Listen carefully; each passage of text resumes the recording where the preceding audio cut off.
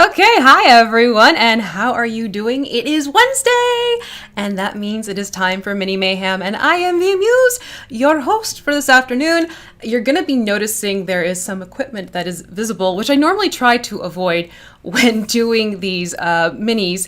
But I realized last week when I was doing the mini paint for the Pathfinder Battles, Dullahan, Headless Horsemen, that I needed to get some different angles going so you could better see what it is that I'm doing to help you out, for those of you especially who are just learning how to paint miniatures. So we're picking back up with this fantastic mini, which I have right here, and I'm excited to get him done today. It's a fantastic sculpt, and I think for those of you joining us fresh today, you'll enjoy seeing the process of what's going on here. For those of you who came back from last week, hi, how are you? I can't wait for you to see how this looks completed. Already seeing some people in the chat, so lovely. Thank you so much for joining. Hello, Ratsack. Hello, Sher Khan. Hello, Jody B. And hello, Fred. So if you have any questions while I'm going along, please be sure you type question in caps and then have your question following it. Just makes it a lot easier for me to look over quickly at the chat and then see what the question is instead of my leaning over and readjusting the eyes, because you go from looking at the mini to looking far away and trying to figure out where the names are coming in. And hello, Dwight, and hello, Ron. Thank you for jumping in. And yeah, so pretty much let me just flip to the overhead so you can see what's going on with this miniature.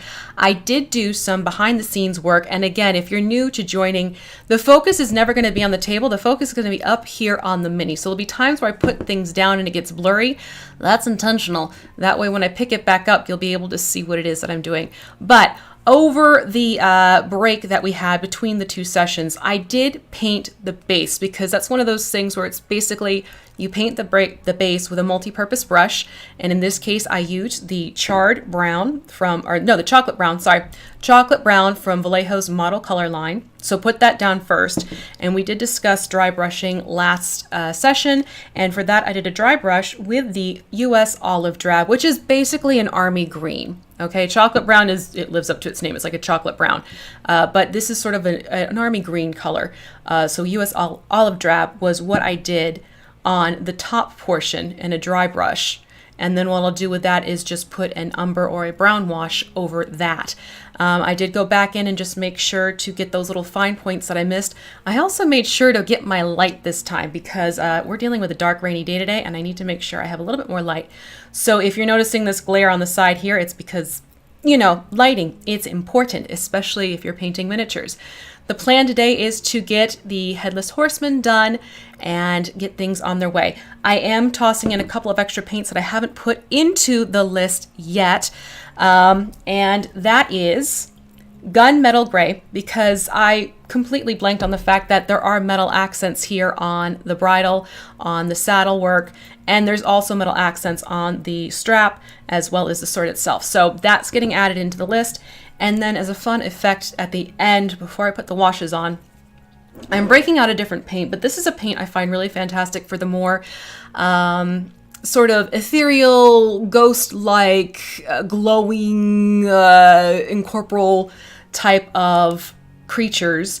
And this is a dragonfly glaze, and this is from Folk Art. I'll show you how it works. It's actually really cool. It gives this neat effect once you get the mini completely painted. But again, it's something you wait until you're done before you start doing anything else. Ratsack, I have to say, it's just because every so often you come across a name that it just tickles your funny bone, quite frankly. But I enjoy it. Let's see here. So the plan is I'm going to jump in and first paint the cloak, cape, whatever it is you want to label this as, the swath of fabric around his shoulders. So we're going to get that done first, because I want that to get some dry time. Then I'm going to work in on the fiddly bits in terms of the pants, the sleeves, so on and so forth. I know last time I was saying work my way out, but because I want to make sure with the time factor this is dry enough, I am going to start with the cloak first, and it'll also make it easier when I start to get to the more fine points that are happening here. So to get started with that, I'm actually going to jump right to neutral gray. And we talked about this before. Neutral gray truly is a neutral tone. Neutral tone, when we're talking about color theory, that basically just means it's something that doesn't fall into the warmer side of the color scale or the bluer, cooler side of the color scale. So if something has sort of a blue greenish undertone, that makes it a cool. If it has more of a red orangey tone, that means it's a warm. All right, so anything that sort of shifts into those two sides, that's where you're getting into your different colors. Neutral means right smack in the middle, which is what neutral gray is from this particular line. So I'm going to get going with that. Just get a dab going. A little dab will do, yeah, and then don't forget to shake your paint. I'm also breaking out new brushes because my brushes from last week, I'm realizing they're starting to do the bristle split. I need to treat them and make sure they behave themselves better. So the people were asking about the set. This is the set I prefer to use for myself. I enjoy using them. I have used them for quite a while now, but that is what I'm going to break out. And I'm just gonna go for, hang on, come here. Oh, I don't have to dump out the whole set, but it looks like we're going that direction. So I'm gonna jump to using this particular one, the one round 25140. All right, that particular size, and get into painting this cloak up. Again, you may find you need to thin your paints to be more the consistency of sort of a heavy cream or a syrup. This paint is already there for me. Sometimes your paints just come out the right consistency and you're good to go. So I'm just gonna shift here to make sure I can keep in frame and also see what it is that I'm doing. And I'm gonna start applying this. Remember, these miniatures are pre-primed, so I do not need to worry about priming this. So I didn't prime this last week. I don't need to worry about priming it at all. It's basically you take it out of the packaging and you can go. If you want to clean up some mold lines, by all means, that is definitely an option. Go for it. But in this case, it's just a matter of applying this neutral gray and moving along on my happy way. And I am being, you know, a little less tedious about where the color is going with this because I know I'm going to go back in and cover up any areas where I might stray onto other spots. It's kind of a nice thing when you work with a bigger area and you know you're going to fine tune as you go back in there. But that is the plan. And I'm excited to get this fellow done. I mean, it's really, we again talked about this last week. It's the perfect time of year. Headless Horsemen, hello. I haven't had a chance I wanted to. I talked about it even. Oops. Like right now I'm covering up the scabbard by accident. Oh wait, no, that is kind of covered. I was talking about last week how I wanted to watch Sleepy Hollow. That didn't happen. My goodness. Last week was one of those you blink and the week was very much done. So that's on my list of, I have a list of to-dos for relaxing. Does that make sense? Hello, RJ. How are you? Good to see you. Thank you for joining. And again, for those of you in the chat, I didn't do the YouTuber thing, for shame. For those of you in the chat, if you are new here and you haven't subscribed yet, well, there's this handy little button down below. And all you have to do is click on that and guess what? You've subscribed. You can also ring the bell and that bell's going to let you know when we do things to go live like Mini Mayhem or our other show that we have called Much Ado About Gaming, which happens on Tuesdays, about our board games that we have coming out. And yeah, also when lovely videos go up from Scott Porter for our HeroClix stuff, which, you know, I'm not saying anything specific, but I am saying something specific, like make sure you do that because he's got some awesome videos. There's more to be coming soon. Exciting. I actually am very excited to see the next round of what we have coming out. Fun stuff. Always fun stuff. So right now I'm just making sure I'm getting this covered. I am being a little bit more methodical as I get to the frayed edge here. And this is the stuff that I enjoy seeing on miniatures. The fact that the cape is not a straight edge, it's got more of the jagged, frayed, you know, been flapping in the wind, getting worn down type of effect to it. Instead, I think that fits beautifully with this type of, there's a monster creature, character. Everything's always a character. Although, I will fully admit, this has me thinking, because I'm running a game tomorrow, and I'm plotting. I'm plotting a couple of different encounters. It's at my, it's BB's place. And at BB's place, strange things tend to happen because it's not at all a little slice of the Feywild plopped down elsewhere. But it just makes it a lot of fun. So I got to sit down and plot out a few things tonight. And I think I may incorporate this in one way or another because it's got a fun theme going on. Oh, you know what I'm seeing right now? I am seeing this one bristle. Hold on. I have one that is longer than the rest. So a little trick that I'll do is I'll take, I just curled it up and then just sort of give it a little, and that way it gets it out of the way until I can get to a pair of scissors. That'll make it easier. Hello, Troy! Thank you for joining. So yeah, I'm looking forward to getting things prepped and ready. Should be a lot of fun. I haven't run a game in, let me see here. A while. I think summer was the last time I ran an actual, no, I take that back. I did a smaller game for a couple of buddies. End of August. So that still kind of summers in that. But that is not the Pathfinder Battles setup, which I do want to learn how to play Pathfinder. I've been reading through just from the different minis that we have coming in.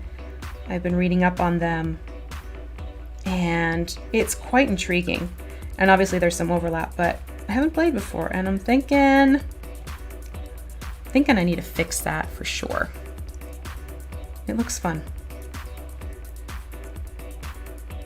And again, just moving again for those of you jumping in, it is neutral gray that is going onto our cape.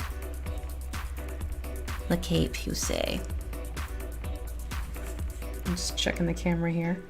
I still laugh at how the camera sometimes picks up just that little bit more. It'll work in an angle.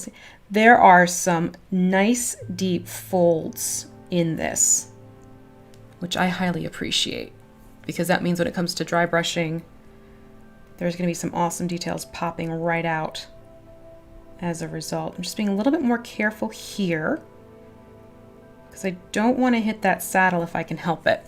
But this is a tight spot by nature, so I may jump down to a more narrow brush in just a minute to get everything going. And yep, that is still all. That's still all the cape right there. It's also how I missed a good chunk of the sword because I realized, oh wait, the cape is hiding something. Work this in. There you go, you can see. Yeah, I think I like the camera positioned here a lot better because I'm naturally able to keep the mini more where I can paint it with ease as opposed to hunching over. Posture is important when you're painting. I will absolutely say that. Let's see, I'm just looking over at the chat.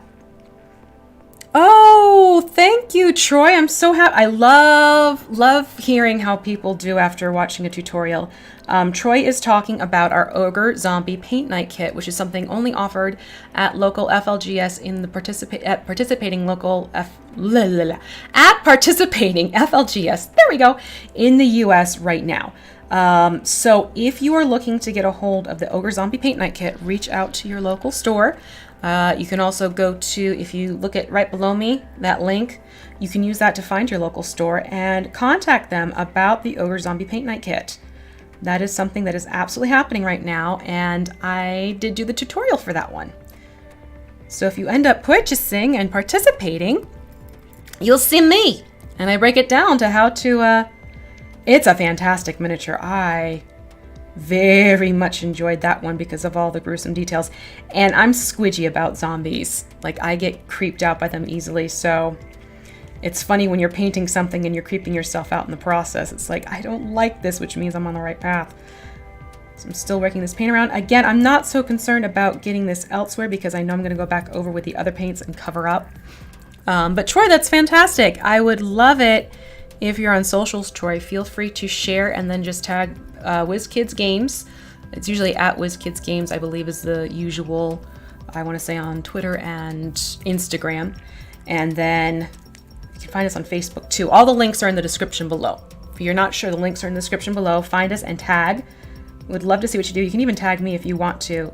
The crafting news pretty much everywhere. Except Instagram's got this funny permutation because someone had already taken the crafting muse. How dare.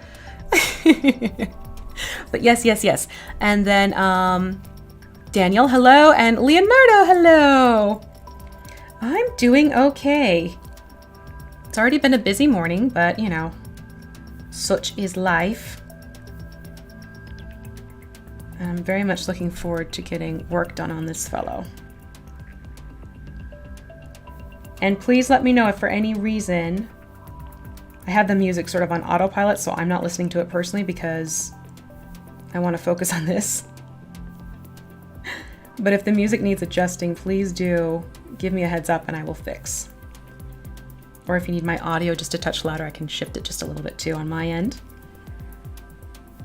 Especially since I had to do some adjustments this morning to get the better camera angles and everything. But I think I'm going to keep this in mind for future painting because this is far more comfortable for me. And I'm liking that it's keeping things better in frame. But yep, neutral gray just goes all around. Oh wait, that was the boot, doesn't matter. Doesn't matter. I am going to jump to, jumping to a smaller brush because I'm starting to get into spaces that are just a little bit too tight. I do have just a simple cup of water with a slight touch of dishwash soap, dish soap. That's the word we want. If you want a particular brand, it is Dawn. I always put just a little bit into my water because it helps rinse the brushes a little bit better. And then it's also, if you're thinning your paints and you put it into your water to thin the paints, it helps with the distribution of the pigments. Well, that's great to hear, Troy. Thank you. Always nice to hear. Honestly, it's one of those things I miss. I miss paint-alongs at conventions. Those are my jam, really. Okay, so I'm jumping over to the 0 round from the pack I shared with you earlier. And I did ask and inquire because I don't have the Vallejo paint packs. I know, WizKids, we don't have them quite yet. So the samples should be coming in soon and then I can show those off to you since you were asking about those kits. They are very cool. They are lots of fun. I just don't have one to show you yet. And as soon as I do, I will make sure that you are shown this combination. Because I think that would be a great thing to have on this show. How many times can I say show about the same thing but have it mean a different thing? Now, has anyone started working on miniatures on their own as she hits the camera? I always love hearing what people are up to painting.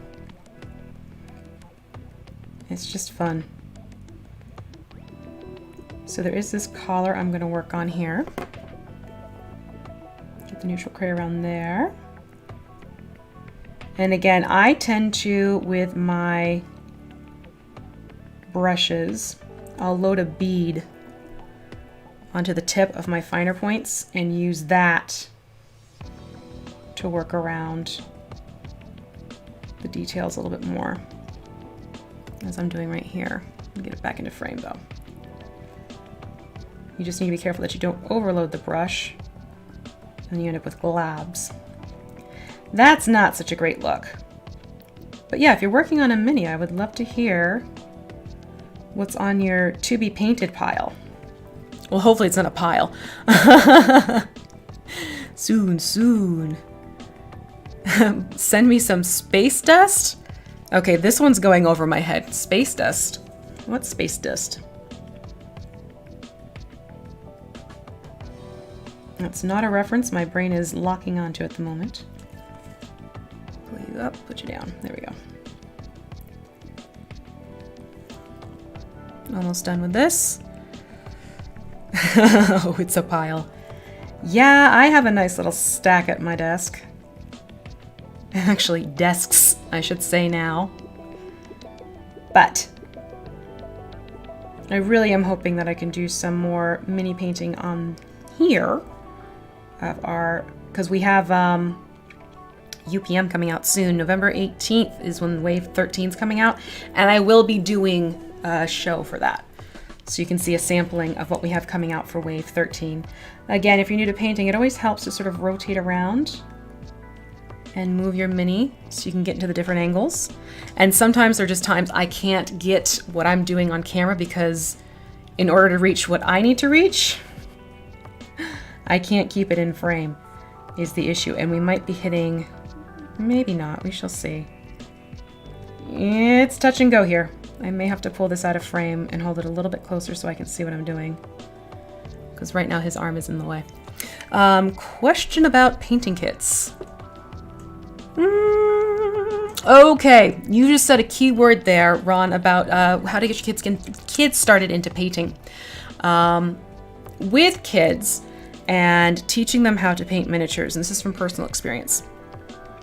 I am not going to say get a particular kit. I will encourage you, however, to start them with craft paints.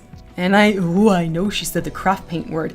But those I find work better for young beginners because the way they use the paint is not the way we will use paint. They tend to be a little bit more freehand with things. They tend to use more paint than expected or needed. And it becomes to the point where while they're learning the process of it, craft paint is really the better paint to start them with.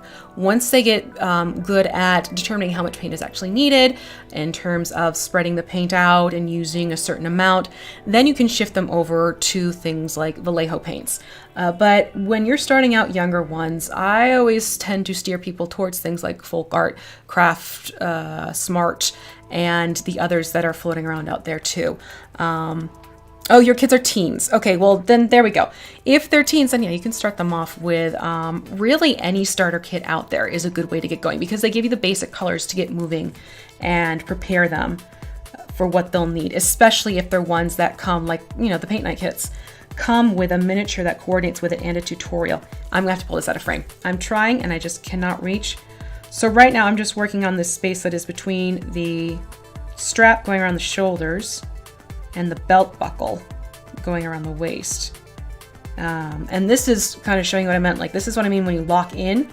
So I have it so my arms are pushed down and locked in, and I can better access and control my brush around this particular spot that I need and want to get, but can't get in frame because, you know, sometimes between where the camera sits and where I need to go, it doesn't work.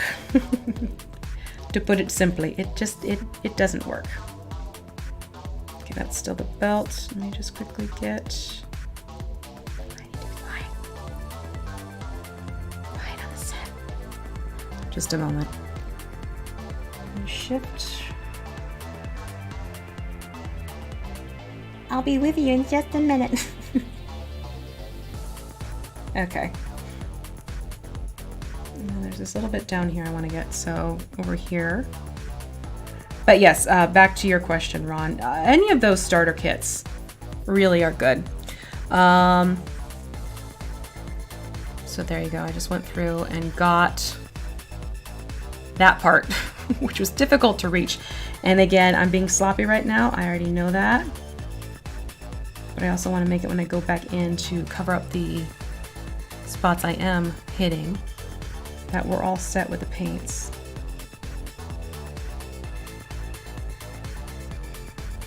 Okay, I'm liking where I'm going with that one. That one's looking pretty good. Let me just check here by the scabbard. I do need a little bit more.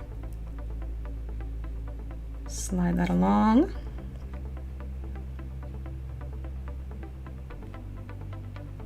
There's just a touch over here that I need to get. I'm gonna flip him upside down slightly and get these little bits on the underside. Again, being careful because I have the horse painted. I really don't want to have to go back in and touch him up. But you can see what I'm doing right there. So that gives you the idea. I think. We're almost there. Okay, yeah. I'm liking that. So we have our neutral gray on the cape, which is what I wanted. Hooray! Let me see here. Fred, I need to catch up with what it is you're saying.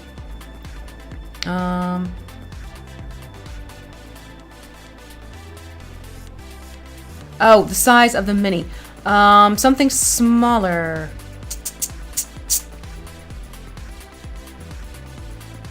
Okay, so we're talking about what type of mini to start them with.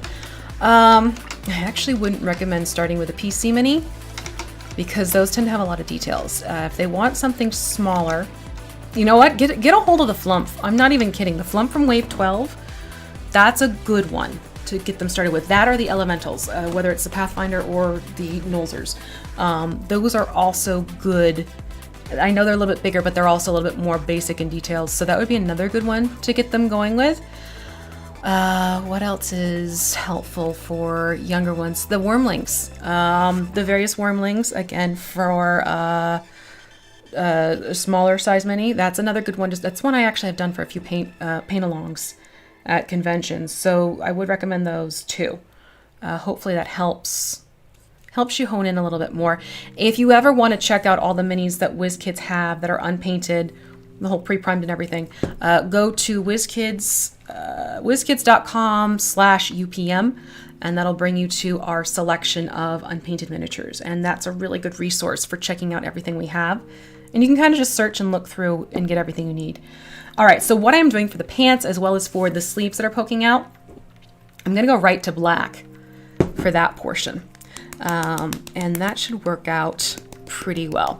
You're welcome, Ron. Happy to help and happy to guide, as always, when it comes to minis, because, you know, this is kind of a passion of mine, kind of my thing. So I'm just jumping right into basic black from the model color line. And again, that's gonna go on the pants, sticking with the same brush, but I'm gonna put it here on the pants, which again,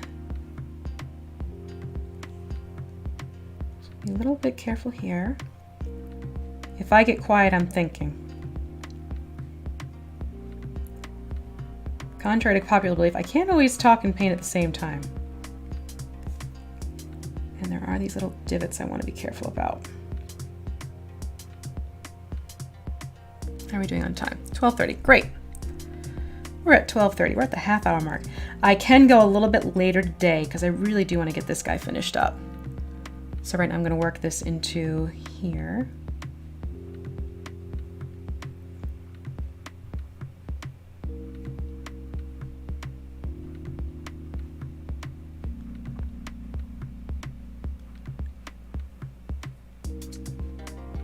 If you hear any banging around, it's because my kiddos are downstairs.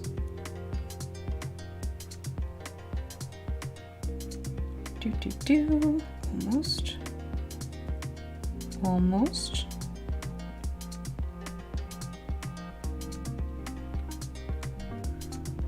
There we go. So that gets the pant leg on this side. It's funny, I had painted a Strahd mini about this time last year, I want to say. Also on a mount type of situation. And I forgot how painting those legs around the saddle work and everything is like, be very, very careful. Be very, very careful with it. Same thing. I'm gonna go in here.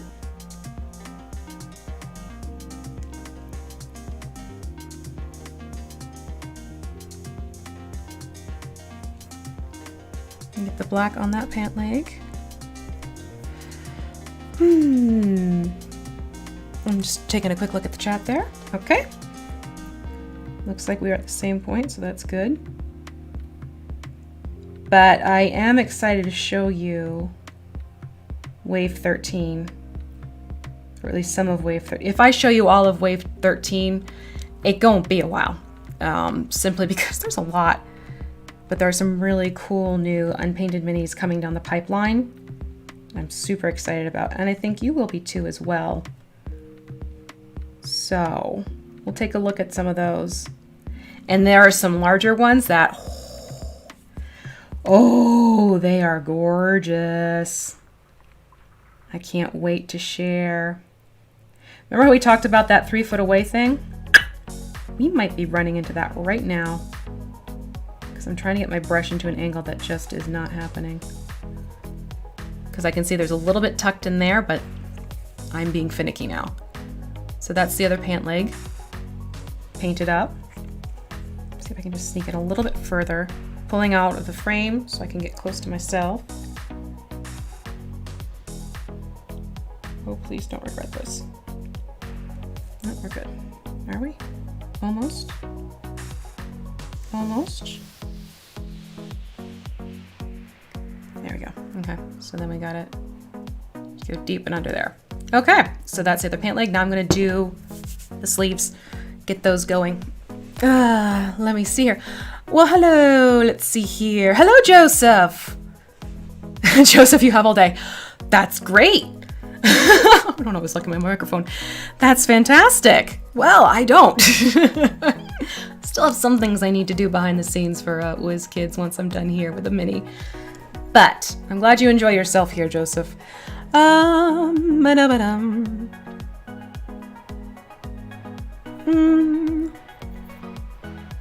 No, you do not sheer con to paint the mini ahead of time with any type of primer. In fact, you don't even need to wash them. Some people have been saying make sure you wash the mini. Careful with that, because sometimes what you might be doing is actually taking the paint off. You don't want to do that. So just be aware of that. I'm taking the black and I'm going in and getting the sleeve. And just being very careful. I'm letting the paint bead work for me. Kind of use that as I move it around the brush.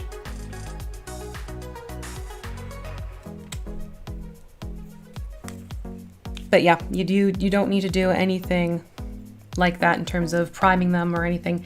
You may want to remove some mold lines if you so choose. That's perfectly all right.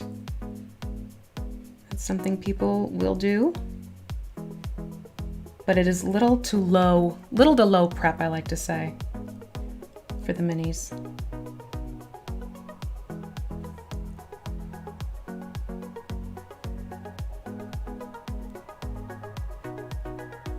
We're almost done with the black. I just have the other side to get to. Once I get this hand done, going back into frame.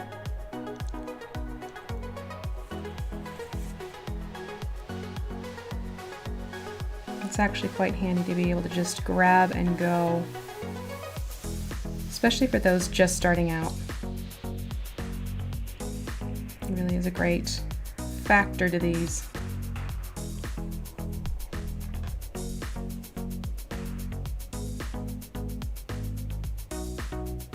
Just being careful around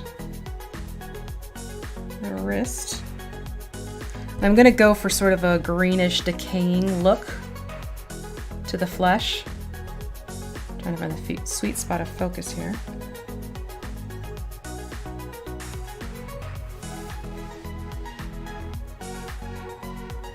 I thought that would be good to do on the face and on the hands. You know, just to enhance the creepiness. Figured that would be good. Okay, great. I'm glad you're able to get the answer you needed there, Sheer.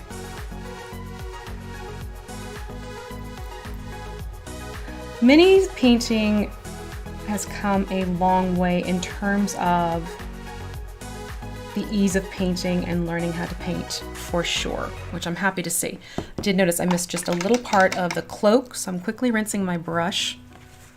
I'm gonna hop back over to the neutral gray and fix that little spot. Oh, pinning minis, my lord. When it comes to pinning, that's a whole new bag of tricks. Not for the faint of heart, depending on the mini. I've had a couple minis that I've had to pin that have been really touch and go in the past. So it's not something I advise jumping right into and going crazy with right off the bat. That's something that comes with time and experience for sure. Let's see here. And of course it was a metal mini too, so that made it even more enjoyable. All right, moving on to this last bit of the sleeve.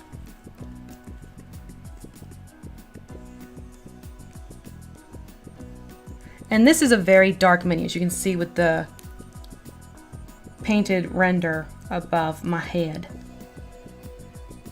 Which is why I'm going in for the black. I figured that would be a good color to start for the clothing on the inside, so to speak. And I am painting this, the elbow pad part, I am painting that part just because with the gunmetal, it'll show nicely. I need a little bit more black. That's, thought I had enough. Not quite. It looks good when you put gunmetal over black, at least in my book. I like the combination of the two. Flashbacks.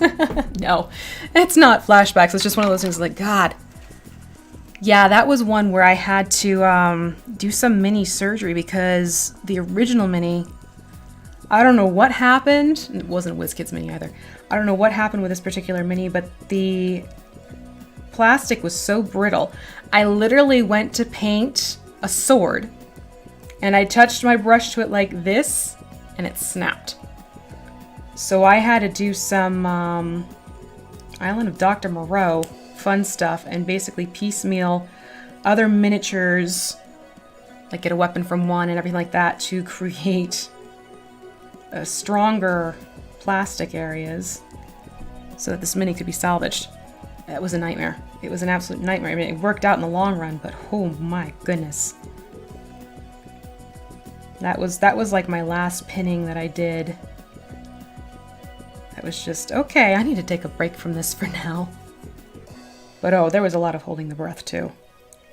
Like when you have to remove the one part and make sure you have a nice line to meet up with the new piece and bring out the green stuff a little bit. That was definitely... Okay, I'm pulling out of frame again because this is slightly awkward, my dears. I want to reach you, I really do.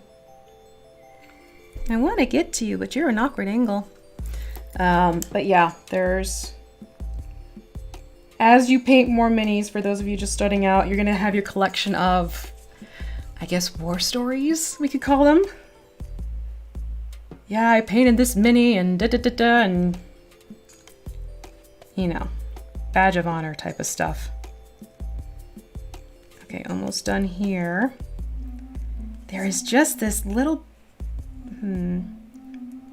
Hold on. Please hold. How do I want to get to you? Can I get to you? I'm holding this up so you can see it's going to be out of focus, but right back in here is where I want to go.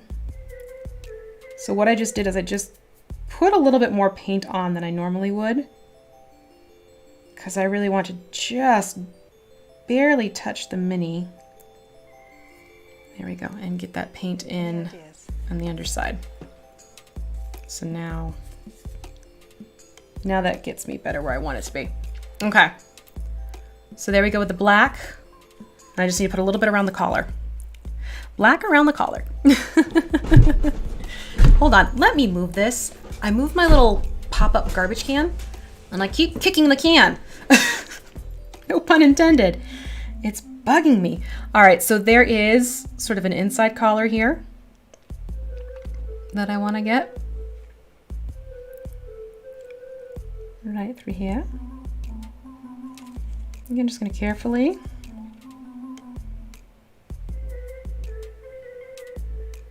Now in this case, I'm being careful against where it is on the gray. Not as worried about it jumping up to the, I guess we're calling it the neck. Because again, if you look up at above my head, it has that vivid blue that comes into play. So, I know I can cover that up. It's almost sometimes like finding space where you can blur a little bit and be okay. I'm gonna just do that really quick. Okay, so that gives me the black around the collar where I need it, and then I can go back in with that blue and get the rest taken care of.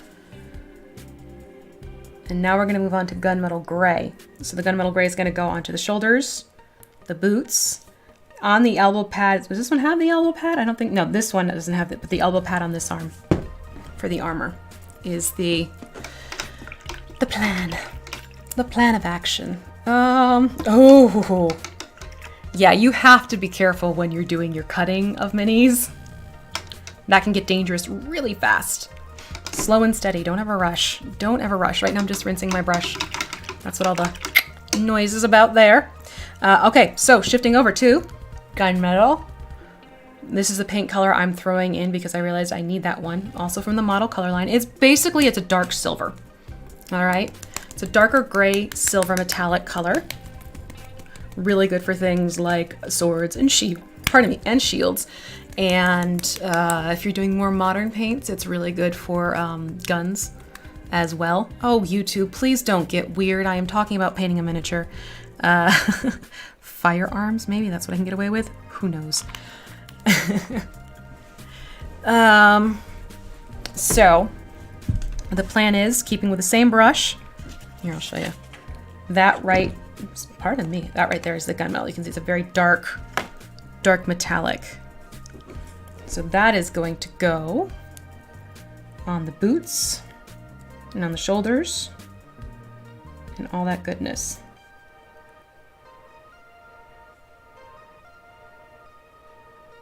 I'm just getting a little bit quiet here because I'm edging along.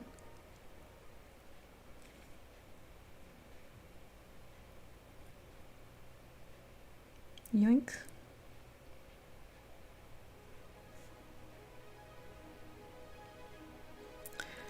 And you may find sometimes with metallics that they're thinner than traditional paints.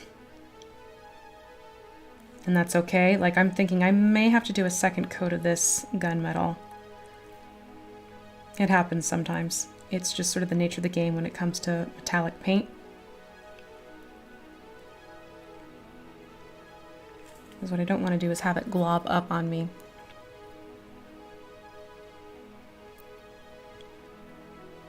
So right now I'm just moving the paint around. Yeah, this is going to need a second coat for sure. So let me get this first coat on. And we'll just work it around the mini. And I will go back in and do the stirrup with the chocolate brown as I did before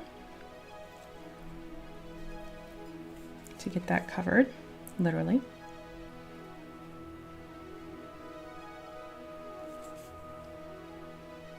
Right now I want to get this onto the boots.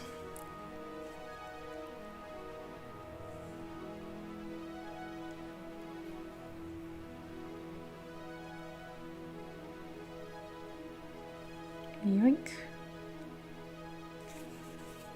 Can I reach you from here? Oh, kind of. Can kind of get you from that angle.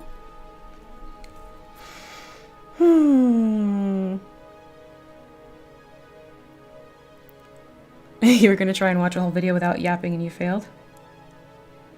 Is that like you watch a movie and you can't stay quiet? Like you have questions and everything too?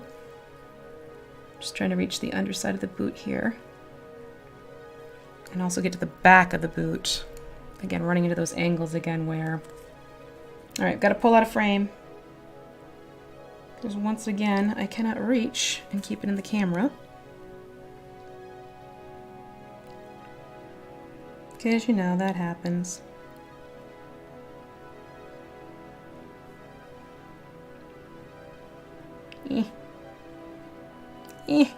Almost. I think that did the trick. Yes, I do believe we almost got it. We're almost done with this one. I'll shift to the other one. Yeah, definitely 2 coats for that. But you can see it gets this nice metal shine going on here. Oh, and while we're here, we're gonna get the top of the sword. Doo-doo.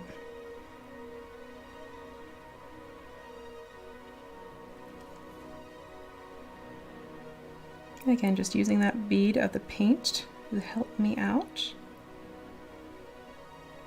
Pulling it across the handle. And the, oh, what's that called? I know this part, and it's making my mind blank.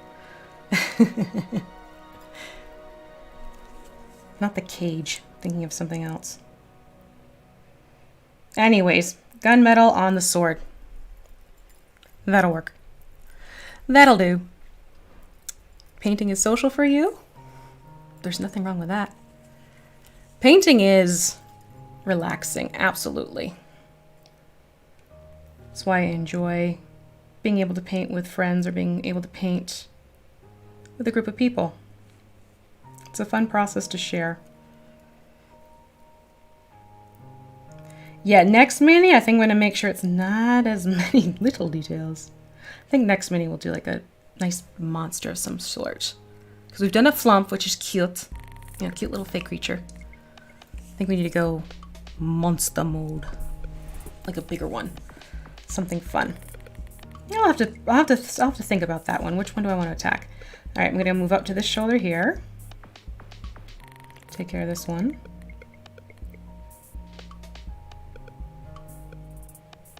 Yoink.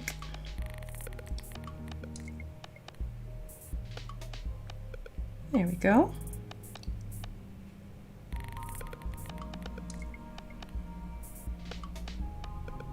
Get that going.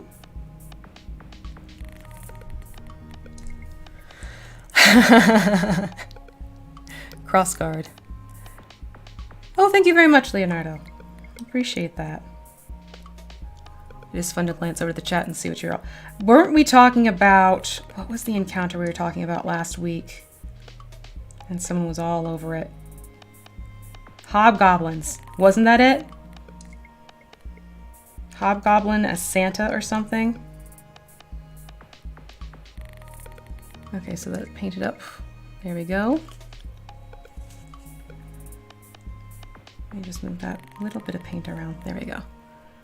So there's a shoulder, one shoulder, two shoulders. Get over here. Bring up a frame. Shoot, what were we talking about? It was a funny encounter. Thinking maybe I should grab something to coordinate with that. Well, let's see. We'll be in November.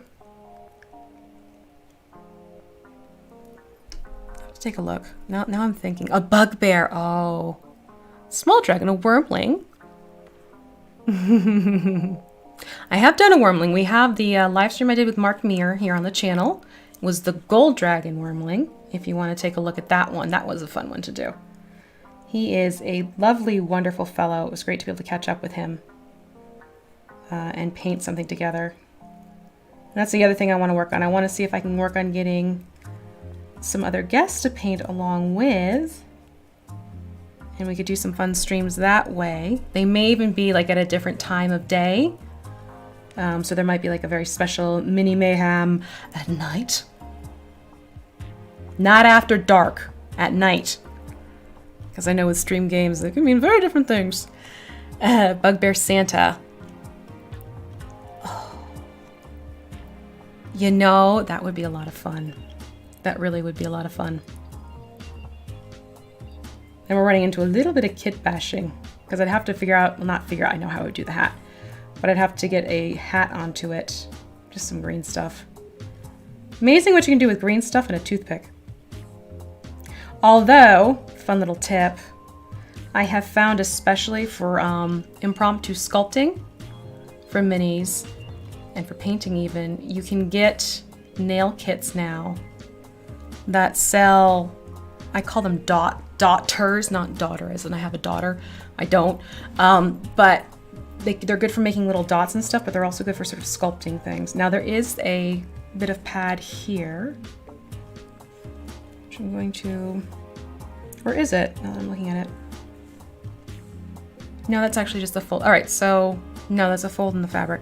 So then the other boot. Bugbear for Santa with a couple of goblins for helpers. If you look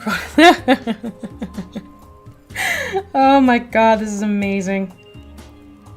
See, it's fun when you collaborate and come up with ideas together. That's awesome. That really is fun. It's almost got that Island of Misfit Toys-esque feel to it. You know what I'm talking about? That really old Christmas special of the, was that claymation? How did they do that? I'm trying to remember. It was stop motion for sure. But I don't recall if it qualified as claymation. Now I'm trying to remember. Help me out in the chat if you remember what that's called. Santa Claus with a K. Perfect. He's Santa Claus. Man. And then it's kind of a little bit less predictable than like using something like a Krampus. I've seen so many people where it's like, oh, you know, Christmas but creepy, Krampus. Like, yeah, but that's so done. That's always so done. So I'm liking this bugbear approach. That really is fun. How many times can I say fun? That really is an enjoyable concept of which I would love to see pan out. Words, I can use them. All right, just working around. Again, I'm gonna go back in for the stirrup with the chocolate brown. So I'm not being quite as neat around that because I know the brown's gonna go back over the metallic gunmetal.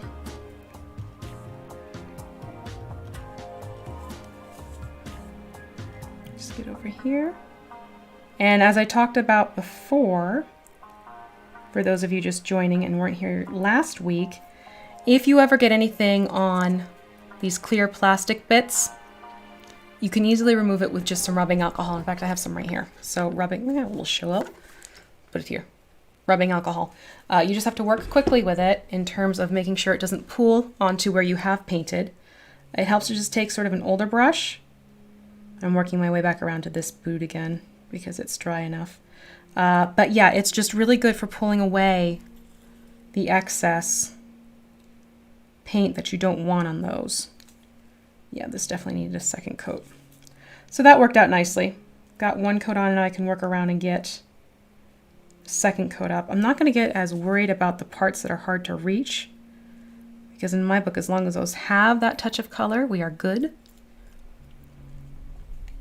And this will be getting a wash with a black wash just so it kind of falls back into those deep grooves and it gives it more of a worn metal as opposed to a shiny brand new metal. But yeah, that definitely needed a second go around. Yeah, much happier with that. Thin coats, always thin coats. Da, da, da, da. I just saw the like comment. I'm not going to wrap the sword. The sword actually is pretty okay. Get the upper shoulder.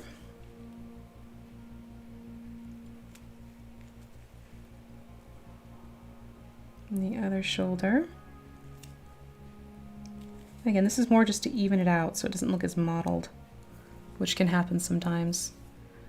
But I am liking how that's looking. And I think I might do, I might put some of this across these chains here.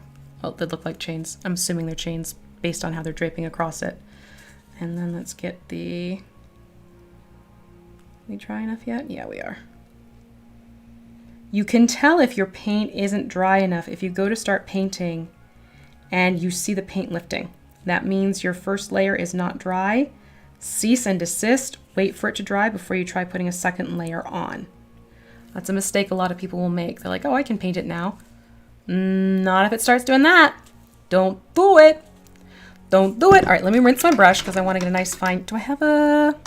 I do. I'm going to hop down to a smaller brush. So let me rinse this brush. I'm going to hop down to a smaller brush to get those chains that are going across the chest and over the cloak because I want to get gunmetal on that as well. And I also want to get gunmetal on the bridle work and the saddle work because there's a couple of rings that I want to make sure I get. But I also want to make sure this brush gets rinsed off. Man, you guys have really, you're getting into the whole goblin thing. Nothing wrong with that, quite frankly. Okay, so I'm jumping down to these are really, this is my like fine detail work one. I love working with this particular one.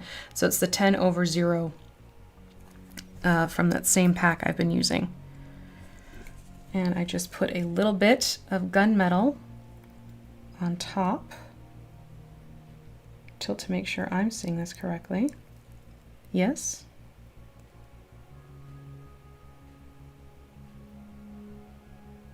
And just lightly pull it across.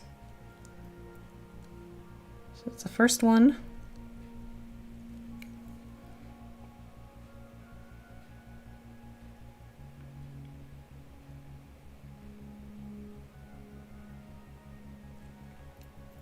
It's the second. I'll also be using this for when I do the eyes. That's the third. There we go. That's what I wanted. Okay, now, I know I do that. I always get yelled at. Sometimes what I'll do is I'll actually use my thumbnail just to reduce the load of paint on the brush. And now I'm just gonna go in and very carefully just add a bit of the gunmetal onto the rings and the metal accents that we have going on here. So on the sides of the bridle.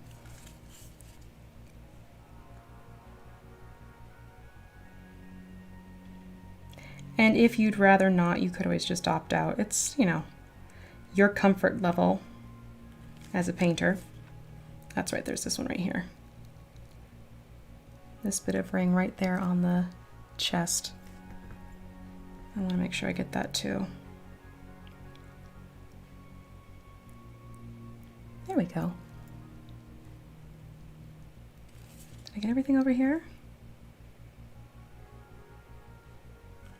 Yeah, like there's the belt work right there. Get that. Where's your buckle? Here's your, is that your buckle? There's the buckle. There's the buckle. Buckle up, buttercup. See, there's one right under the belly. Right under the belly, I want to get that. I think. I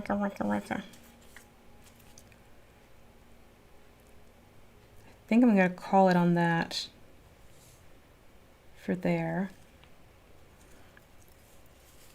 Yeah. Okay, so you have all of that going.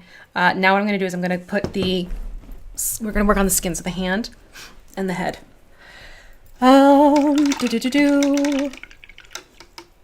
What is he holding in the upright?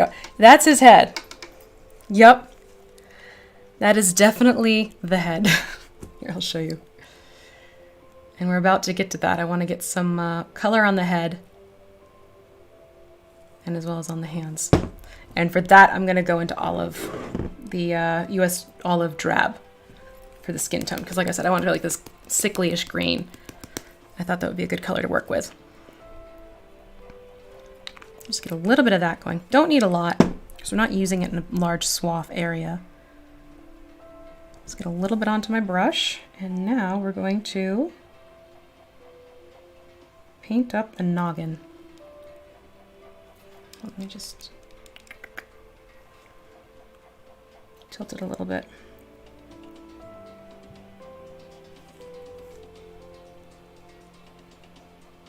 So just work this around. A little you're going to find that the paint is going to go a long way in this area of the body.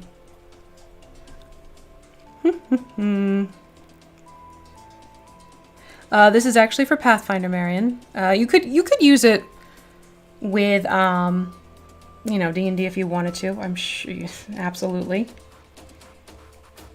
In terms of HeroClix, I'm not sure how you would use it for HeroClix just because it doesn't have like its own dial or anything like that. So that would have to be something you sort of need to keep in mind.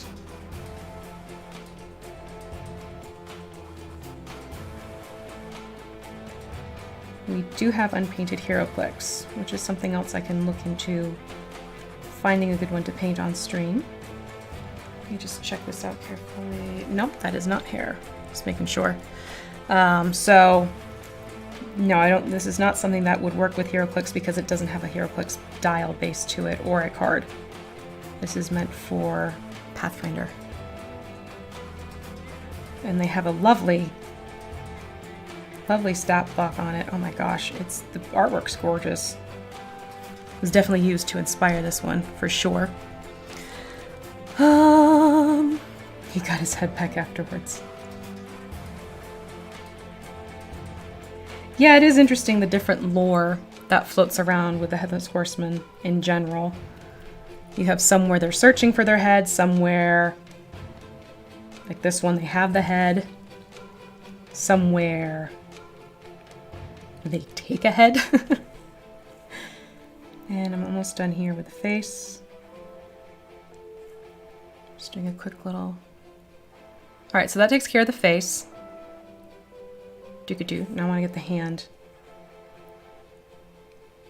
Again, that same sickly grain, which is basically just, you know, an US Army green type of color.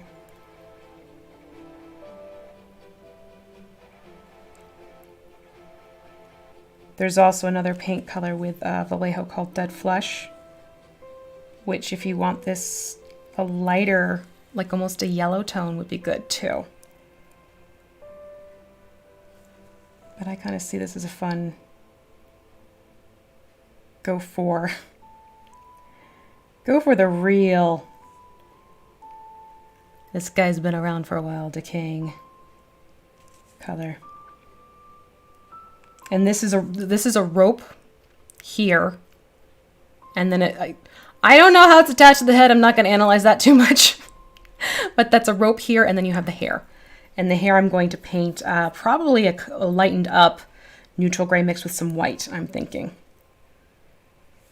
That's the one hand. Let me get the other one. Gripping the reins. Let me check here. You should have powdered a wig. You should have... Oh, I mean, it's going to be like, it looks like a powdered wig. Light grayish in color. All right, let me get the hand here.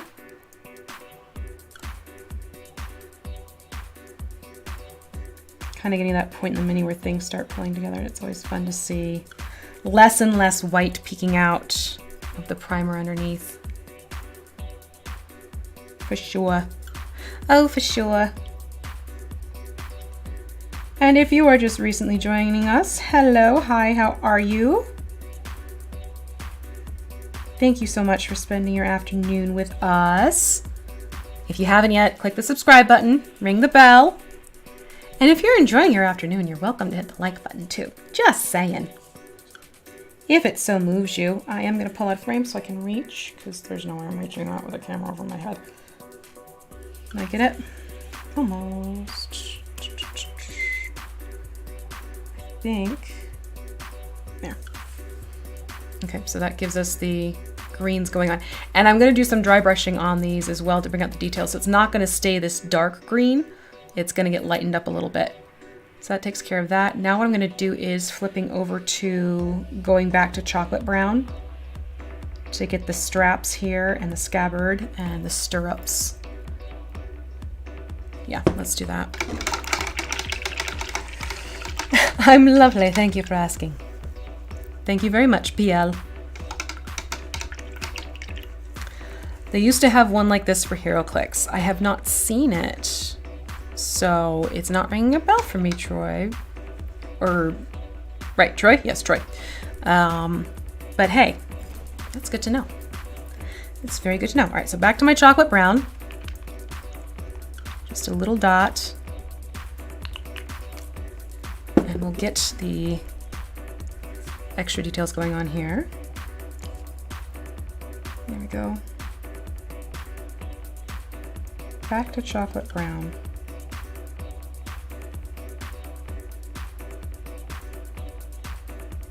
I am going to be quiet because I have phenomenal cosmic powers at DVD Living Space at the moment. There's a big old buckle here. We'll go back with some gunmetal once it dries. That's for sure.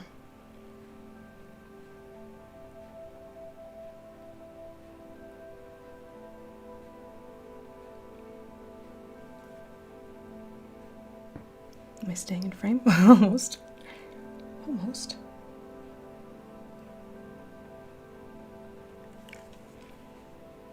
I am going to get a little bit quiet just so I can concentrate. Hopefully you can hear the music and enjoy the music.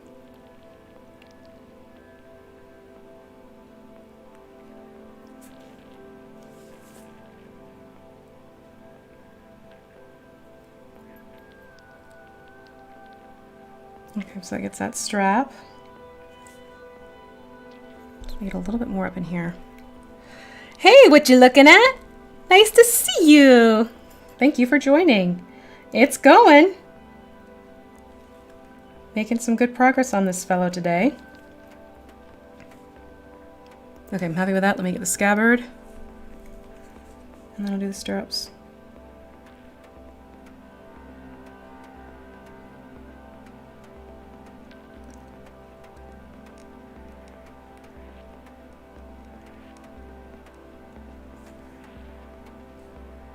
This is always the part I hate. Getting that little, there we go. Just that little bit when you have that fold of fabric over something.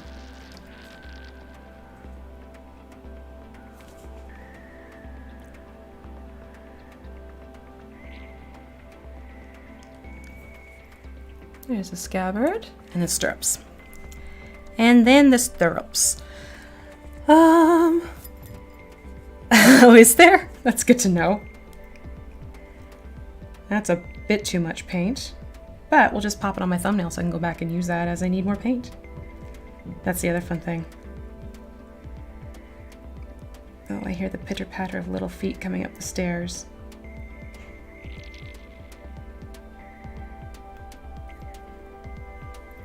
I think they're good. I think they're good. It has been interesting having the kiddos home. Schooling from home. That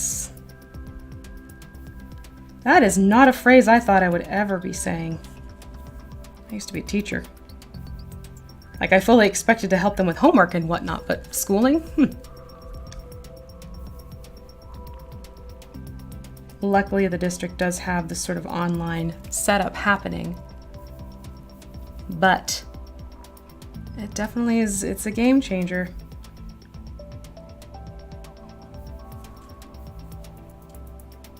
Okay, that's the one. Let's get the other.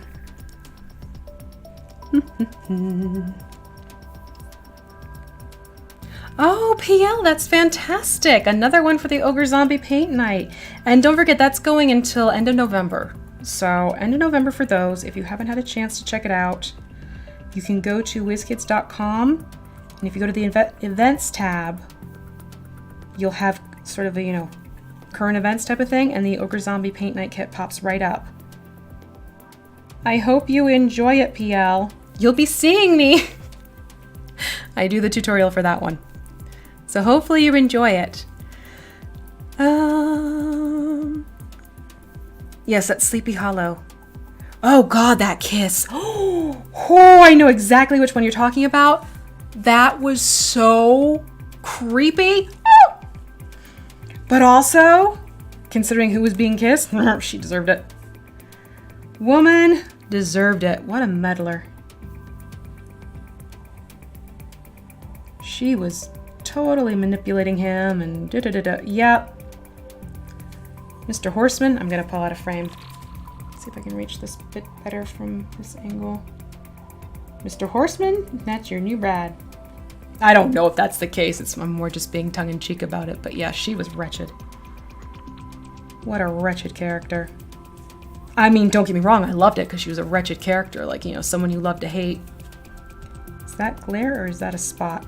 That's the one thing when you get into this part of the painting. I think that's just a glare. Okay, so that's the other stirrup done. I'm going to quickly rinse this brush and then put the little bit of gunmetal while I still have it going onto the buckles. There are people who have filed their teeth to points, Fred. I will say that as body modification, or they get, or it's people who've had their teeth capped. They have to file them to a point. So sometimes, like if the cap falls off or something, they might have to walk around with pointy teeth for a little bit. All right, so just putting gunmetal here. Hold on.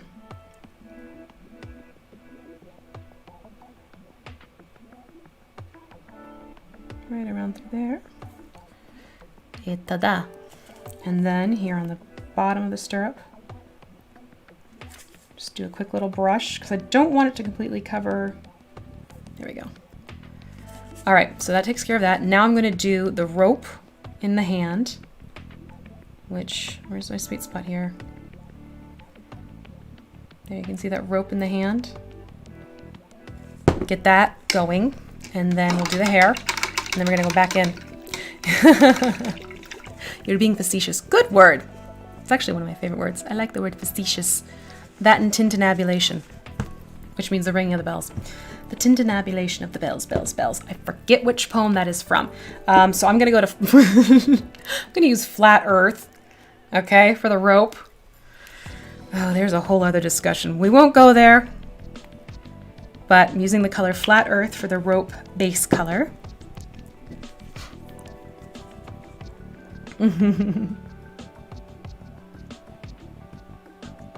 There you go. You'll get to be a miniature painter because you've painted one. Huzzah! You shall join the club with us. Welcome to the club of mini painters. We are a growing number, and that makes me happy. No, I love hearing that people are getting into painting minis. I really do. It's fun being able to share a hobby and a passion with others. And know they're enjoying it too.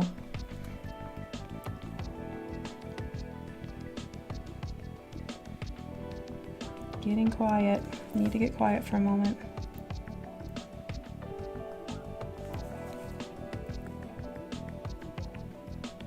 Now I'm going to look at that. I want to say it's Poe.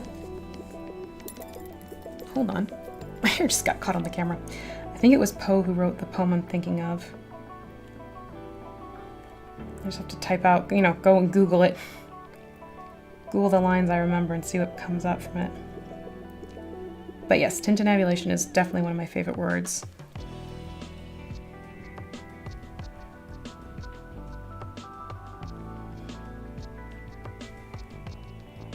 It's just fun to say. Effervescent is another one. It's not just the way you can describe a drink. It can also be for personalities. Her effervescent personality. A little bit more here. I think it was Edgar Allan. What is this one, Fred? Pericombobulated. Discombobulated, I like that one. That's another one. Discombobulated. Kerfuffle. Oh, kerfuffle's a fun one. What's the kerfuffle? I need to work that into the game tomorrow night. Suddenly you hear a kerfuffle. Okay, that pretty much takes care of the rope. I'm going to do the hair, which I said I'm going to do. No, that's not it. So I'm going to take natural gray, and I'm going to mix it a little bit with white gray. Because I don't want it to be the same color as the cloak. Fisticuffs. You know what I'm realizing? I'm falling towards a lot of words that were popular in the Victorian era. Oh dear. Okay, so I'm just taking a little bit of white gray, which I'm going to pull out again for mixing with the electric blue when it comes time to do the blue feature. I need a little bit more than that, though. That's not light enough. Come on, darling.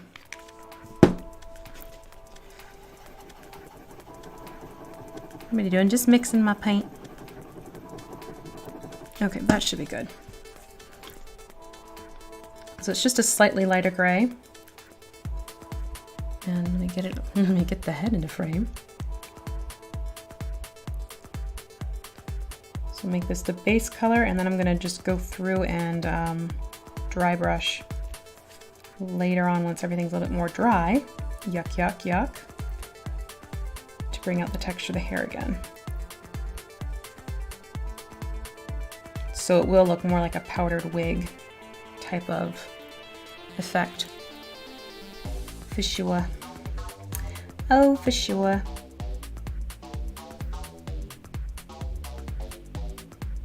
I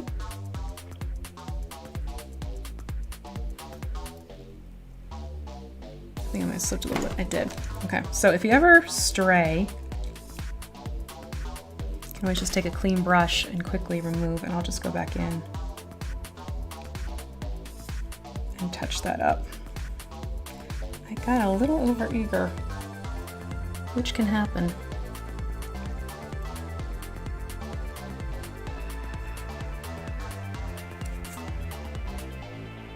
Just a little bit more to go, and then we're moving on to the blue accent.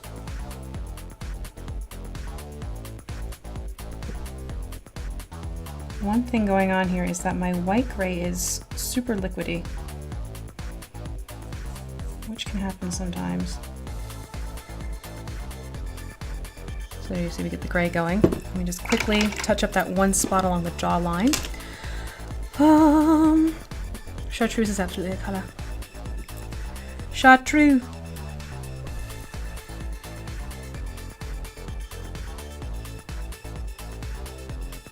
I grew up with paint swatches and fabric swatches and everything all over the place. Color wheels. Oh yeah, it's a color. It's a color. Okay, so that takes care of the basic colors on everything except for this, you can see in the picture above my head, that blue that I want to incorporate now. So I'm gonna take electric blue and mix it up with the white gray. Let me take a quick sip of tea because my voice is starting to go.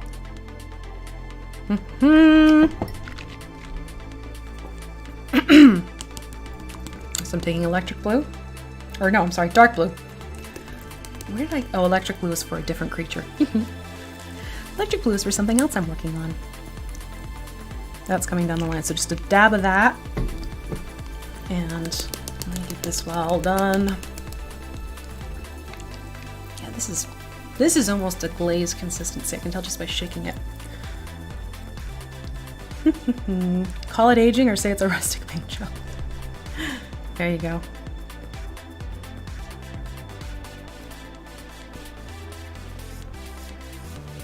All right, now I want to get these two colors blended together so I get that light blue. It's actually almost like the color of my shirt, come to think of it. I want to get this light blue going, and we're going to put it onto that section of the neck where the head once was, as well as in the horse's eyes, as you can see it there. And I think I might even try and put it in the head's eyes as well. Yes, I do, Ron. It's something I do. Okay, so first we're going to get the top here.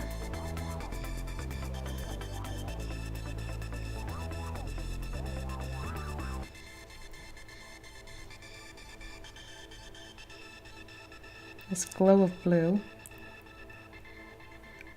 I guess to represent the magic going on here. The spooky otherworldliness of it.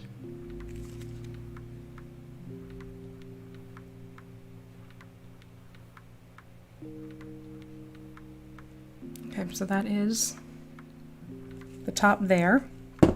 And then what it does, and it's such a, I've been painting for far too long and it's such a bad habit. Some people say it's a bad habit. There are other painters who swear by it. It just helps sort of bring the tip back around. And it's something you can also do after you wash your brushes and let them dry upside down and let the paint, or not the paint, the water drip down, and the drip of the water will help bring the point back together. So it's just sort of something I do. I just did a test dot. So let's try and get these horse eyes. All right, pardon me, I'm gonna be quiet for a second.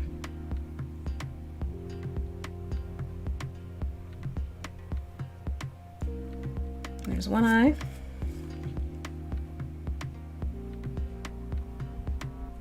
I'm not liking that angle. Always be aware of your angle too.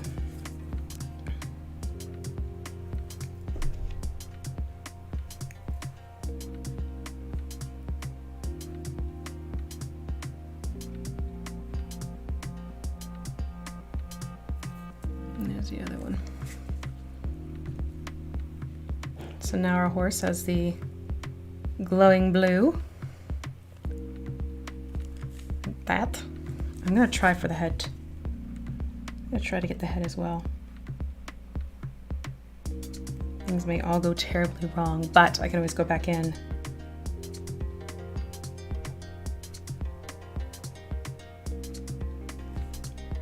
There we go. Now we have the glowing blue in the eyes.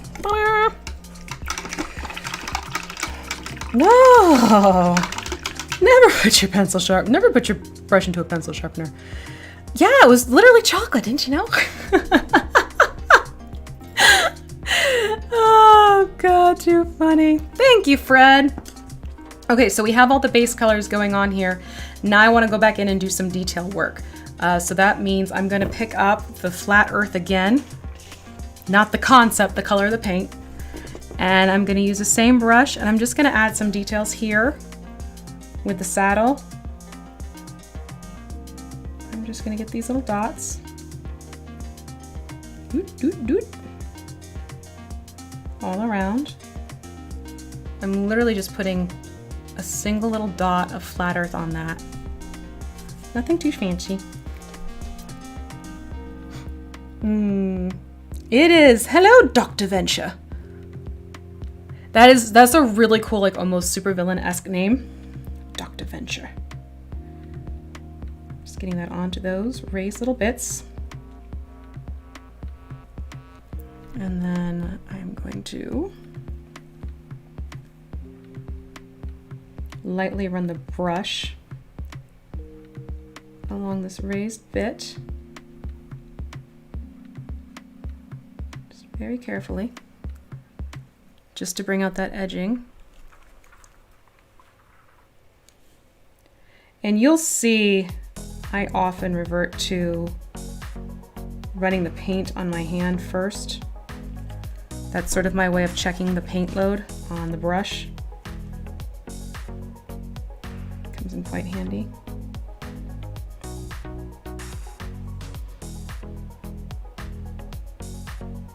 And I'm just letting the brush hover over, not forcing it.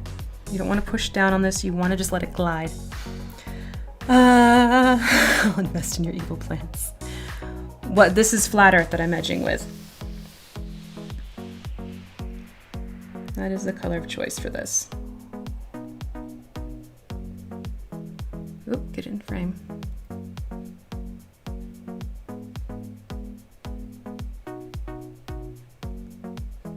There we go. Don't you know?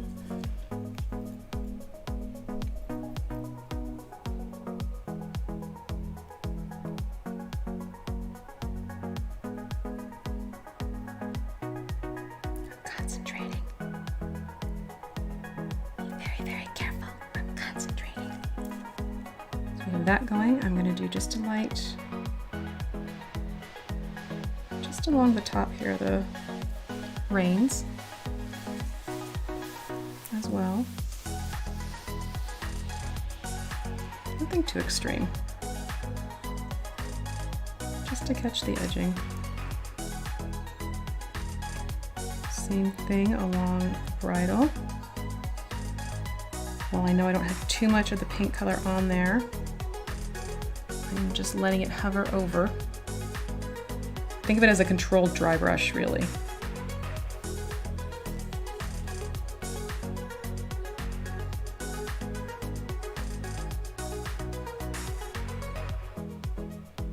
Just to bring out some slight details here. Now I am going to switch to a different brush just to get that saddle work just a little bit. Okay, let me rinse this though. Don't want that paint to dry. Yeah, I mean, there are so many different names floating around out there for paints. Some paint lines, I swear, especially when I was doing terrain tutorials, you would end up hungry after voiceovers because they're talking about, forget chocolate brown, there was like truffle, cocoa latte, vanilla ice cream. I'm reading these things, I'm like, oh my God, I want a treat. I want a treat. So I'm just basically doing a little light dry brushing just along the edges here. And this is why I like the angled tip brush, because it makes it easy to kind of get into tighter spots. And I'm just letting those bristles float along the edges here. Not looking to get into the nooks and crannies. Literally just hit those high points. Just like so. Okay, and that pretty much takes care of the horse. So now I'm going to move over to the, since I'm dealing with browns, I'm going to move over to, it is called Cork Brown. I'm going to use that on Oh, no, you did not.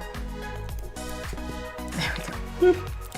This one had a slight plug in it, so I have way more Cork Brown than I really need. Such is life. I'm just going to quickly take this along the rope. Get a slight dry brush on that. And the edge. Just to bring out the ridges. Nothing too crazy here. You can see those details are coming out. And then what I'm going to do is I'm going to take one color and dry brush across. Actually, I do want to get the scabbard edge. Just a little bit there. Same for here. Yeah, that's dry enough. And then what I'm going to do is I'm going to use one color to go, go across where the cloak is and everything else. And for that, I am going to mix this up a little bit. You know what I think I might do?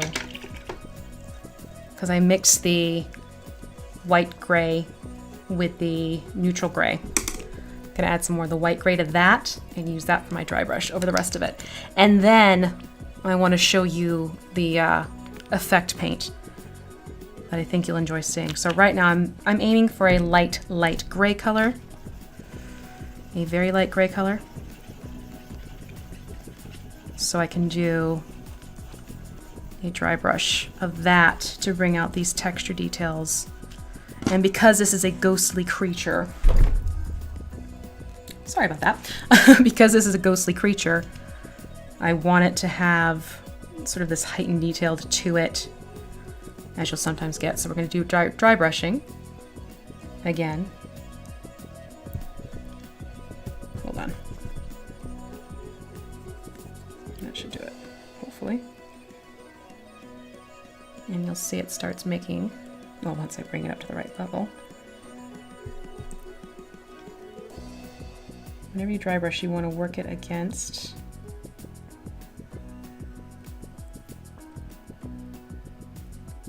the direction, so to speak.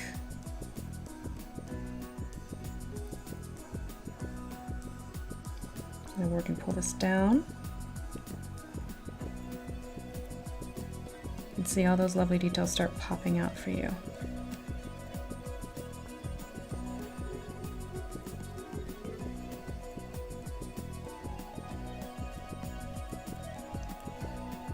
There we go.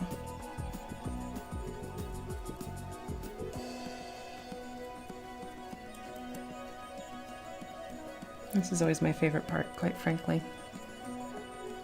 Just to start bringing out these details.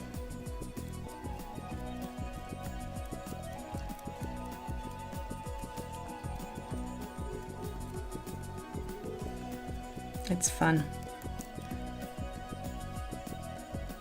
And always go in lighter because you can add to it down the line. It's a lot harder to pull back what you've overbrushed instead of dry brushed. So just keep that in mind. You don't want to go in too heavy of a hand. And again, I'm just dragging against the texture here.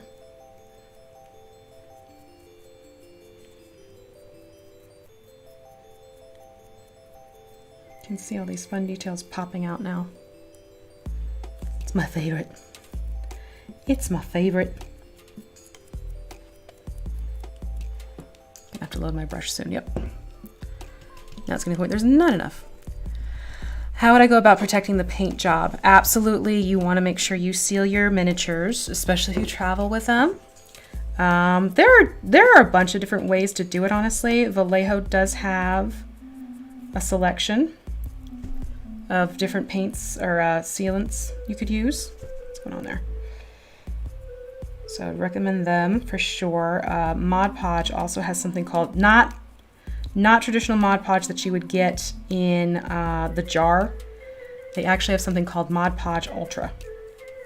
And that I find works really well. It's a spray. It comes in matte, it comes in gloss. That's actually become my go-to mini sealer. I love it. I just spritz it on and I know I'm good to go. Everything is protected. So that's my recommended mini paint sealer. for sure. So you can go with that one. But you do want to make sure you seal your miniatures just to, you know, you've put all this effort into it. And some people swear, oh, you don't have to do it. It's not necessary. And if that's their opinion, that's their preference. Go for it. Okay, I'm also going to pull this across the hair now. Ooh, we're going to have to be careful here. This rope does not want to be sturdy. Pardon my hand, but there's really no way around this. Actually, I'm just going to use this for the face. Oh, that's nice. Yes, I like that. See, we're getting there, folks. Almost done.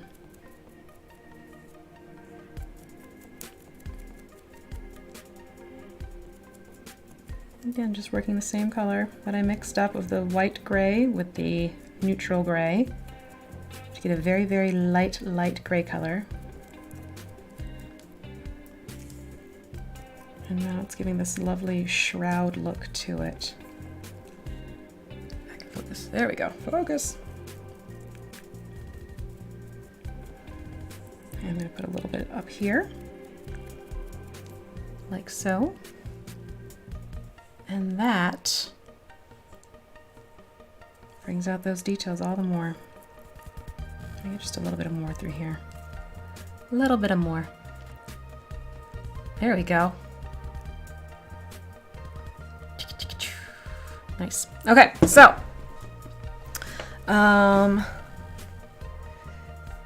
no, say hello to chip paint there. Yeah. Well, you know, it's a happening.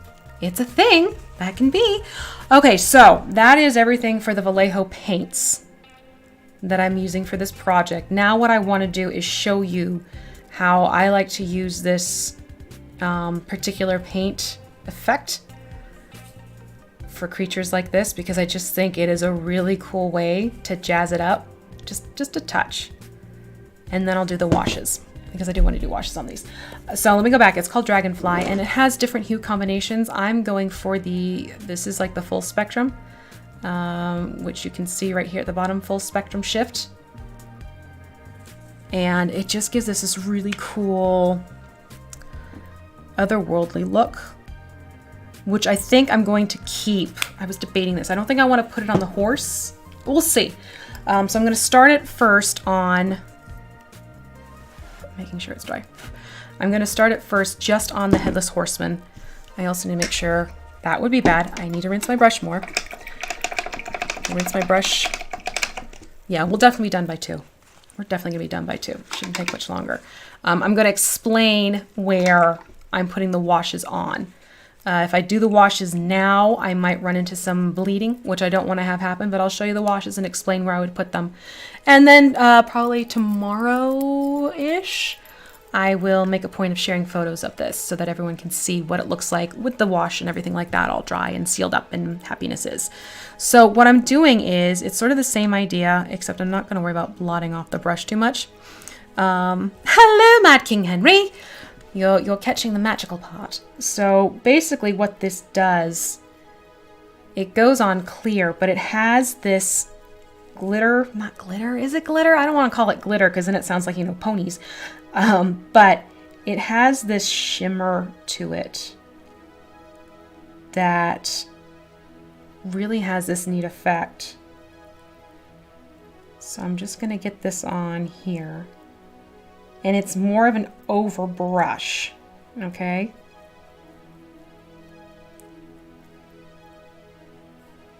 But it gives, there we go. It really gets hard with the studio lighting. It gives this really cool shimmery effect as you move the mini around. And you'll see it better as I get more onto it. A little will go a very long way. But I just thought this could be a really neat effect to give it more of a ghostly, spooky. That's kind of giving you an idea right there. Okay, so I'll take pictures and video. How's that? But yeah, this also has like different combinations. I have one that's a, we're not including a cat hair on this miniature. Nope.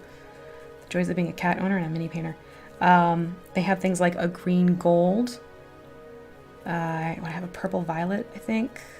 A blue one that shifts like blue to pink almost.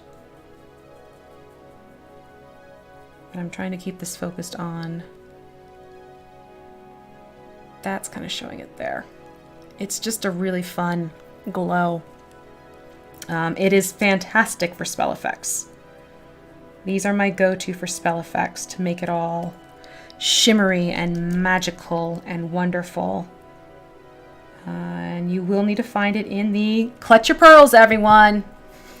It's a craft paint. It is a craft paint, but the effect is so cool. I'm a fan of it. I think I am going to keep it just on the horseman though. I don't want to get the horse going as well. I kind of like the intensity of the darkness on the horse. But the horseman will get this. So let's see if it'll show up. There, you're kind of getting the shifting happening here. It's showing up a lot better. Oh, maybe if I cap the light a little bit. There, that kind of gives you a sense of it. So it's just it's a really fun effect to add. Really quick and easy too. And oop, hold on a second. Was something still wet? Looks like part of the rope was still a little damp. Just a moment.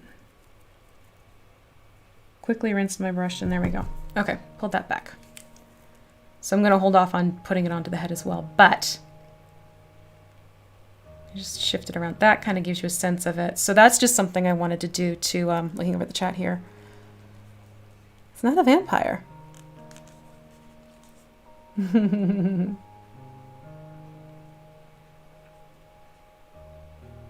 It's not a vampire. Well, it depends on which movie you're watching or book you're reading. Some vampires do sparkle. Do we want to put this on the horse? Thoughts? Do we? I do want to make sure I get it, especially on this portion. Hold on. Actually, just do a full-on paint layer for that. Yes, it was a Twilight joke.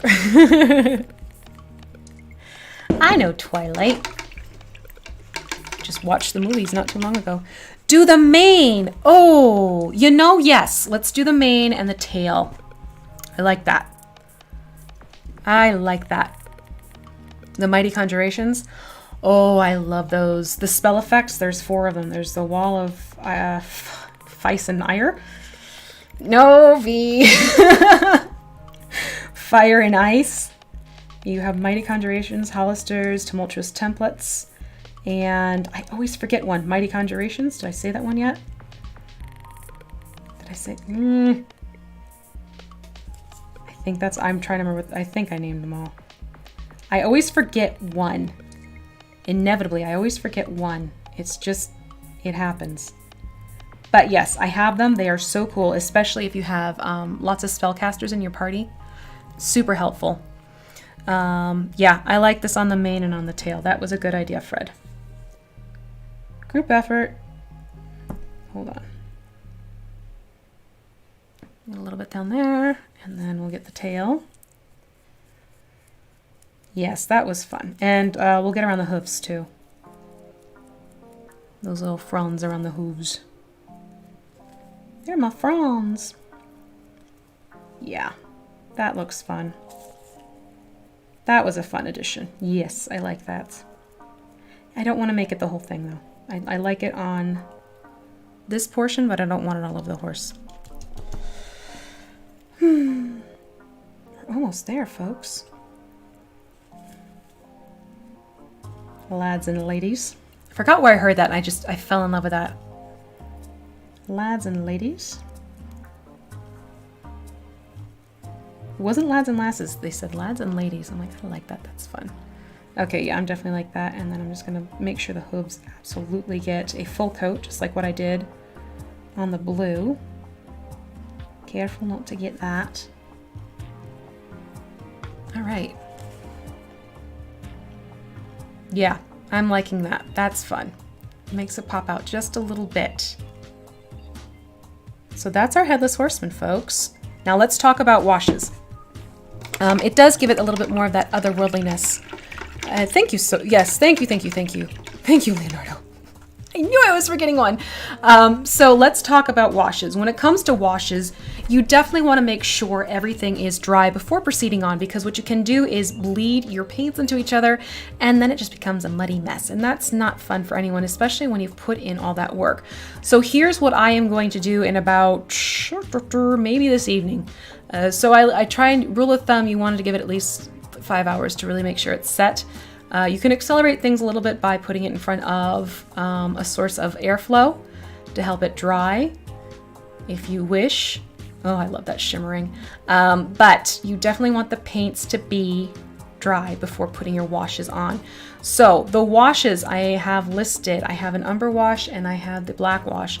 The Umber Wash I'm going to put here on the base itself and also on the saddle work. Okay, so that is where that's going to go, and do that first. So the Umber Wash will go on first where the saddle is and where the bridle is. Give it some time to dry. And then what I'll do is go in and black wash everything else. All right, and let that dry too. The last thing I'll do is, I don't want to do it now because things are still fresh. The last thing I'll do is I'll go in with my rubbing alcohol and I'm just going to remove the little bit that got onto the stand here. And again, it's basically just taking the, I'll demonstrate without actually doing it. Where'd my bigger brush go? There you are. What I do is I take an older brush. This one's just been downgraded to older brush. So I'll dip the brush into the rubbing alcohol and then start pulling it down and away from the miniature. And then I will blot onto a paper towel, pardon me, and just continue that process of pull and blot. And you'll have the paint actually get pulled away and you'll be back to a clear plastic base. And that's all it takes. And if for some reason you do get some of the rubbing alcohol onto your miniature, literally just blow on it because it will evaporate and it'll leave the paint undisturbed. So that is my little tip for removing stray bits from these clear plastic stands. And then what I do, going back to the Mod Podge Ultra, I take the Mod Podge Ultra Gloss and I put it on all of these, and it actually gives it more of a transparent look and it blends them in a little bit better. Personally is what I found. But this is the stopping point for now. Like I said, I'll finish this up this evening and I'll share pictures tomorrow so everyone can take a look at it. I'll make sure to tag WizKids' main social and I'll pop it up on the Crafting Muse social as well so everyone can see it. But this is the Pathfinder Battles Deep Cuts Dullahan Headless Horsemen. All the information is down in the description below. Please contact your FLGS, see if they have this miniature on hand. It is part of our Wave 12 release. And if you do not have an FLGS near you, then by all means, you're welcome to check out shop.wizkids.com and place your order there and get one of these fellows for yourself. And then you can watch this stream and the previous stream, although start with the previous stream, that would make the most sense. And you'll be able to get things in motion and have one of your very own. Oh my gosh, he's such a creepy looking guy. I'm so glad I did this right before Halloween. This was a fun one. So let me wrap this up by saying thank you so much, everyone. I'm going to flip to the main screen now. Thank you so much for joining me today. I very much enjoyed the chat. You are all awesome. Great to see the back and forth and all the ideas going around and the brainstorming. Big, wonderful thank you and thumbs up. So I will see you next week.